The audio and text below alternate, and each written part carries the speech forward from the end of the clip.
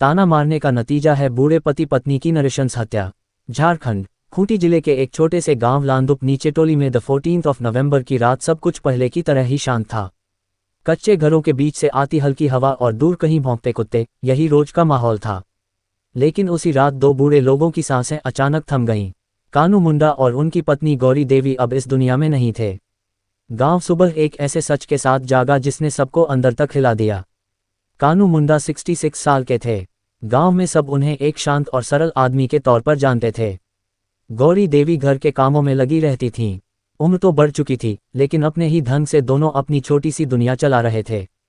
किसी ने सोचा भी नहीं था कि ऐसी जिंदगी इतनी दर्दनाक तरीके से खत्म होगी। गांव के ही दो बच्चों पर इल्जाम। जब पुलिस ने हत्याकांड का खुलासा किया तो गांव अचंभे में पड़ गया। हत्यारे कोई बाहरी नहीं थे, गांव के ही दो युवा, कांडे मुंडा 25 और जेलाल मुंडा 19, जिन्हें लोग बचपन से जानते थे। पुलिस पूछताछ में दोनों ने माना कि गौरी देवी अक्सर उन्हें डांट देती थीं, गाली गलौज करती और ताना भी मारती थीं।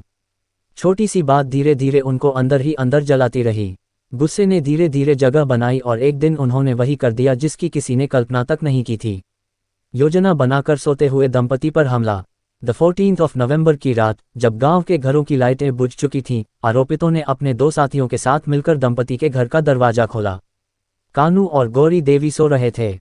उस शांत नींद पर अचानक धारदार हथियारों की वार बरस पड़े। एक ही झटके में दो जानें खत्म हो गईं। बिना किसी शोर, बिना किसी संघर्ष के।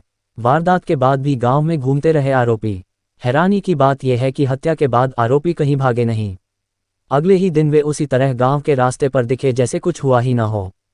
शायद यही सोचकर कि अगर वे सामान्य बने रहेंगे तो कोई शक नहीं करेगा। लेकिन पुलिस धीरे धीरे सुराग जोड़ रही थी। तकनीकी जांच और गुप्त सूचना ने दिशा दिखाई। टांगी और तोनो बरामद, दो अब भी फरार।